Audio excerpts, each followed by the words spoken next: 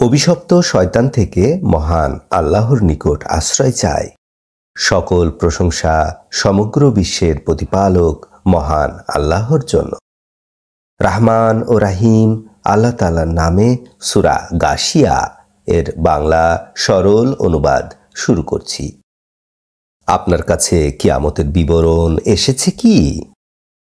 সেদিন কতগুলি চেহারা হবে অবনত, তারা কঠিন পরিশ্রমে লিপ্ত থাকবে। সে উত্তপ্ত আগুনে প্রবেশ করবে, তাদেরকে গরম পানির নহর হতে পান করানো হবে। কাঁটাওয়ালা বৃক্ষ ছাড়া তাদের কোনো খাদ্য থাকবে না।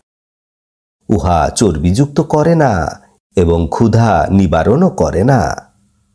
কতগুলি চেহারা হবে নিয়ামতের নিদর্শন বহনকারী। সে তার নিজের পরিশ্রমের উপরে থাকবে সন্তুষ্ট। সে উন্নত জান্নাতে অবস্থান করবে। সেখানে তারা কোনো বিরক্তিকর কথা শুনবে না।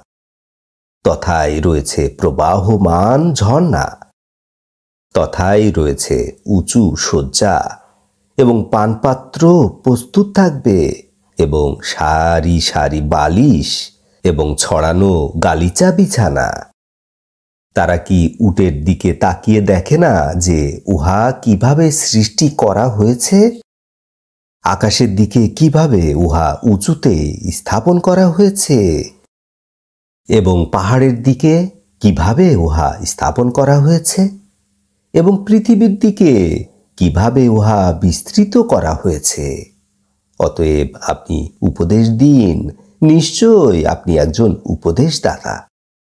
আপনি তাদের নিয়ন্ত্রণকারী নন, বরং যে অবিশ্বাস করবে এবং ফিরে যাবে, অতঃপর আল্লাহ তাআলা তাকে কঠোর শাস্তি দিবেন।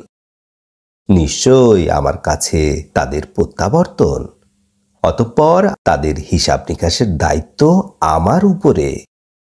আলহামদুলিল্লাহে রাব্বিল আলামিন।